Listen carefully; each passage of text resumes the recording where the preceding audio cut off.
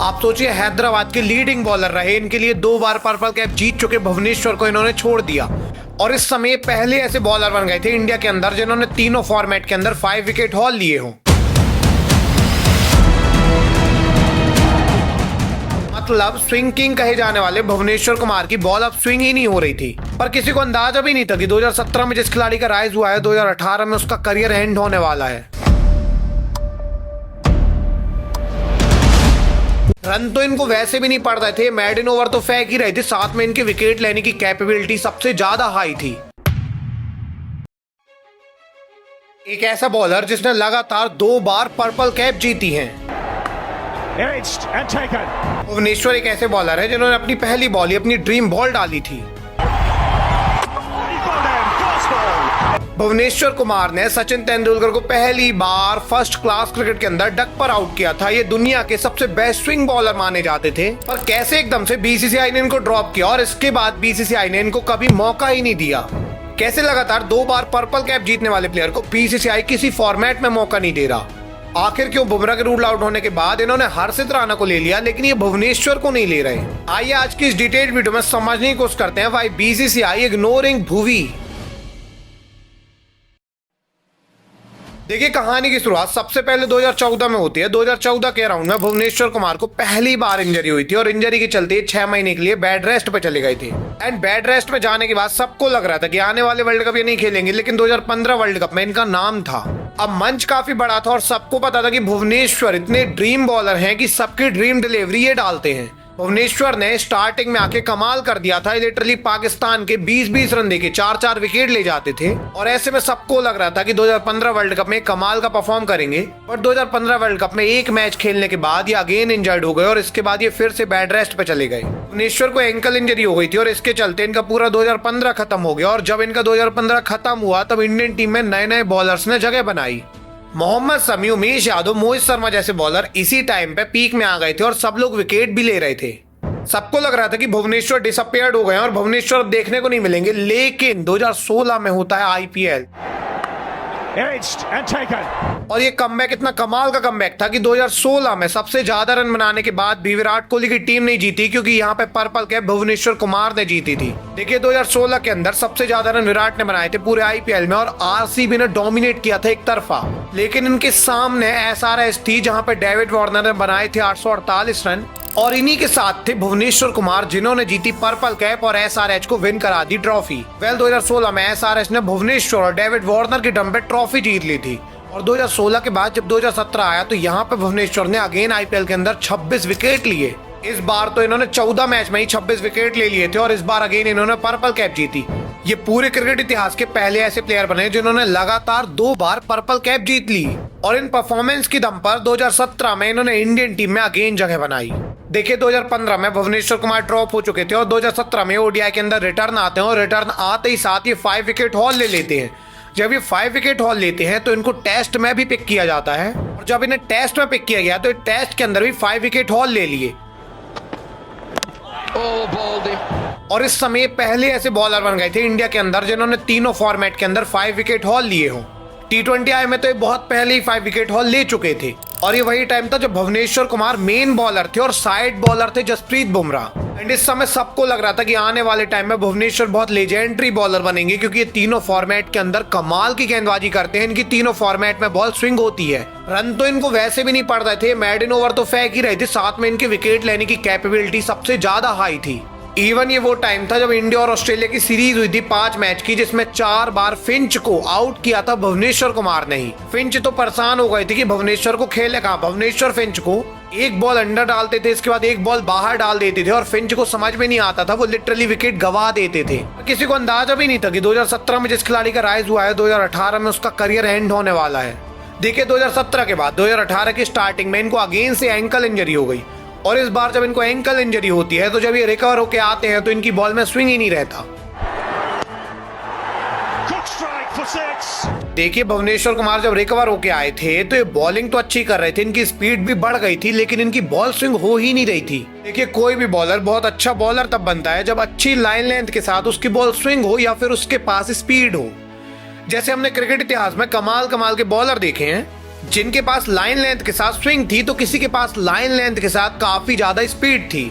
वसीम अकरम, Shoaib Akhtar, Dale Steyn, Zaheer Khan जैसे bowlers ऐसे ही bowler थे। एंड इस कैटेगरी में भुवनेश्वर भी फॉल होते थे क्योंकि इनकी बॉल में स्पीड नहीं थी लेकिन लाइन लेंथ के साथ इनकी बॉल में स्विंग थी। अब लाइन लेंथ के साथ स्विंग के कारण ही अच्छी बॉलिंग कर पाते थे, लेकिन जब इनकी स्विंग खत्म हुई तो इनकी बॉल को मार पड़ने लग गई। भुवनेश्वर कुमार जो अभी तक अपनी स्विंग के लिए जाने जाते थे, इनकी स्विंग खत्म हो चुकी थी और स्पीड तो इनके पास इतनी ज्यादा थी नहीं। हालांकि 2016-17 में इन्होंने इतने ज्यादा विकेट लिए थे आईपीएल में और मैचेस में कि इनका सिलेक्शन 2019 वर्ल्ड कप में इजीली हो जाता है। 2019 वर्ल्ड कप में इन्होंने 6 मैच खेले जहां ये 10 विकेट भी लेके गए थे। एंड पूरे 2019 के साल इन्होंने 20 ओडीआई खेले जब ये 33 विकेट ले गए थे।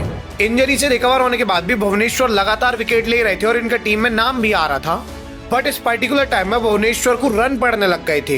हालांकि इस चीज में किसी का ध्यान नहीं गया। 2019 में इंडिया की परफॉर्मेंस अच्छी थी और इस चीज को किसी ने नोटिस नहीं किया था, लेकिन 2019 के बाद 2020 आया जब कोविड था और 2021 में पूरी इंडियन टीम कोलैप्स कर गई।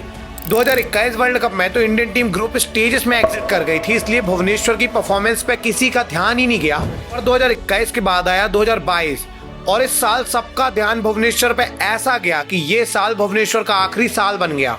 देखिए 2022 में स्टार्टिंग में एशिया कप हुआ था और एशिया कप में सबसे ज्यादा विकेट भुवनेश्वर ने लिए थे। 5 मैच में 11 विकेट और सबसे ज्यादा विकेट लेने के बाद ही इनका करियर खत्म हुआ था। देखिए होता क्या है कि 2022 एशिया कप में इंडिया और पाकिस्तान का एक मैच होता है जहां पे इंडिया पहले बैटिंग करने आती है और इंडिया ने बनाए 181 रन। अब पाकिस्तान के सामने 182 का टारगेट था और ये छोटा टारगेट नहीं था, ये काफी ज्यादा बड़ा टारगेट था। लेकिन प्रॉब्लम ये थी कि इंडियन बॉलिंग स्क्वाड में बुमराह नहीं थे, बुमराह को इंजरी हो गई थी, इसलिए 2022 एशिया कप से वो बाहर हो गए थे। और अगेन यहाँ पे लीडिंग बॉलिंग भुवनेश्वर के पास थी और भुवनेश्वर के ऊपर सबको भरोसा भी था। पर भुवनेश्वर जब इस मैच में बॉलिंग करने आए तो पावर प्ले में इन्होंने विकेट ही नहीं लिया। भुवनेश्वर को काफी ज्यादा रन पड़ने लग गए, लेकिन अभी तो ये शुरुआत थी क्योंकि बाद में ये मैच यहाँ तक आया कि पाकिस्तान को 2 ओवर में चाहिए थे 26 रन। रोहित शर्मा ने भरोसा दिखाया और भुवनेश्वर को बॉल पकड़ा दी अर्शदीप की जगह। रोहित को लगा भुवनेश्वर 6-8 रन का ओवर निकालेंगे, इंडिया ये मैच जीत जाएगी। पर यहाँ पे पाकिस्तान की टीम ने भुवनेश्वर कुमार को 19 रन मारे और ये मैच इंडिया हार गई। 12 बॉल में 26 रन चाहिए थे, पूरा मैच इंडिया का था, लेकिन भुवनेश्वर खा गए 19 रन, इंडिया ये मैच हार गई और ये काफी ज्यादा डिसअपॉइंटिंग था। वेल इसके बाद भी एक और मैच हुआ इंडिया और श्रीलंका के बीच और यहाँ पे भी इंडिया ने पहले बैटिंग करते हुए 173 रन बनाया और यहाँ पे टारगेट श्रीलंका को मिला 174 का। अब देखिए 174 का टारगेट भी कम नहीं था, लेकिन एक बार फिर से भुवनेश्वर कुमार को मार पड़ने लग गई और मैच यहाँ तक आया कि 12 बॉल में श्रीलंका को चाहिए थे 21 रन। अगेन रोहित शर्मा ने अर्शदीप की बजाय भुवनेश्वर को बॉलिंग दे दी। उन्हें लगा भुवनेश्वर पिछले मैच में भले ही पिट गए थे, लेकिन अब ये 6-8 रन का ओवर निकालेंगे और हम मैच जीत जाएंगे। देखिए किसी भी मैच का सबसे इंपॉर्टेंट ओवर होता है 19th ओवर, अगर वो चेस कर रही हो टीम तो यहाँ पे सबसे इंपॉर्टेंट ओवर रोहित शर्मा ने भुवनेश्वर कुमार को दूसरी बार दिया था, लेकिन यहाँ भी भुवनेश्वर को 14 रन पड़ गए और ये मैच भी इंडिया हार गई। इंडिया बिना बुमराह के 2022 एशिया कप से बाहर हो गया था श्रीलंका और पाकिस्तान जैसी टीमों से हार के। और इसके बाद भुवनेश्वर को बहुत ज्यादा बैकलैश मिला। सबको समझ आ गया था कि भुवनेश्वर को अब रन पड़ने लग गए हैं, इनके पास स्विंग ही नहीं है और इनको लेने का कोई मतलब ही नहीं है। हालांकि 2022 में ही वर्ल्ड कप जब हुआ तो इनको लिया गया क्योंकि बुमराह नहीं थे, पर 2022 वर्ल्ड कप में भी सेमीफाइनल के अंदर इंडिया को एक विकेट नहीं दे पाए भुवनेश्वर कुमार। भुवी को सेमीफाइनल के अंदर 2 ओवर में 25 रन पड़े थे और इसके बाद रोहित ने इन्हें ओवर ही नहीं दिया और यही भुवी का लास्ट टूर्नामेंट था। इसके बाद भुवनेश्वर कुमार हर जगह से ड्रॉप हो गए और भुवनेश्वर को कभी लाया भी नहीं गया। अब देखिए भुवनेश्वर 2022 के बाद कभी टीम में देखने को नहीं मिले, लेकिन पूरे 2022 के अंदर इन्होंने 31 विकेट लिए थे T20I के अंदर एंड ये पूरी दुनिया में सबसे ज्यादा विकेट थे उस पर्टिकुलर साल में। मतलब इन्होंने आखिरी साल में भी सबसे ज्यादा विकेट लिए थे। एंड ये भुवनेश्वर 2013 से करते आ रहे हैं, जब से इनका डेब्यू हुआ है लगातार बहुत विकेट लेते हैं। हर फॉर्मेट में इन्होंने सबसे पहले 5 विकेट हॉल लिया था, लेकिन प्रॉब्लम ये थी कि उस समय जब भुवनेश्वर कुमार विकेट लेते थे तो इनको रन नहीं पड़ते थे क्योंकि इनकी बॉल में स्विंग था। बट 2023 तक भुवनेश्वर कुमार को रन पड़ने लग गए थे, इनकी बॉल में स्विंग खत्म हो गया था और ये चीज सबको समझ में आ गई थी और इसी के कारण ये ड्रॉप हो चुके थे। हालांकि 2022 के बाद 2023 आया और यहाँ पे सैयद मुश्ताक अली ट्रॉफी के अंदर इन्होंने 6 मैच में 16 विकेट लिए और सबको लग रहा था कि 2024 वर्ल्ड कप में वापसी कर लेंगे और ये एक्चुअली में वापसी कर लेते, लेकिन 2024 आईपीएल में ये सिर्फ 11 विकेट ले पाए 16 मैच के अंदर और साथ ही साथ इनकी इकोनॉमी भी काफी ज्यादा हाई थी एंड इसीलिए इनका वर्ल्ड कप में नाम तो नहीं आया, साथ ही SRH ने इनको छोड़ दिया।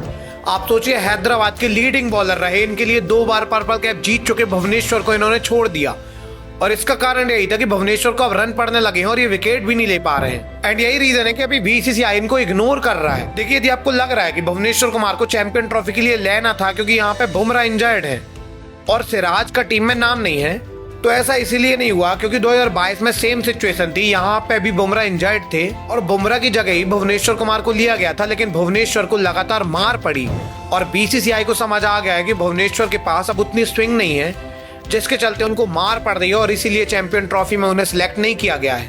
हालांकि T20 आई में जब नए नए प्लेयर्स को मौका मिल रहा है तो भुवनेश्वर को मौका दिया जा सकता है। भले चैंपियन ट्रॉफी ना सही, ओडीआई ना सही, टेस्ट ना सही, लेकिन T20 आई में बीसीसीआई इनको वापस ला सकता है। लेकिन बीसीसीआई इनको वापस नहीं लाना चाहता, जैसे ऋतुराज को इन्होंने वापस नहीं लाया है।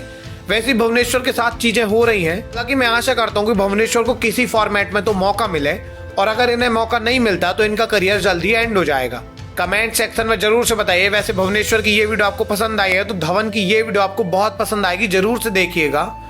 मिलेंगे किसी अगली वीडियो में, तब तक के लिए धन्यवाद।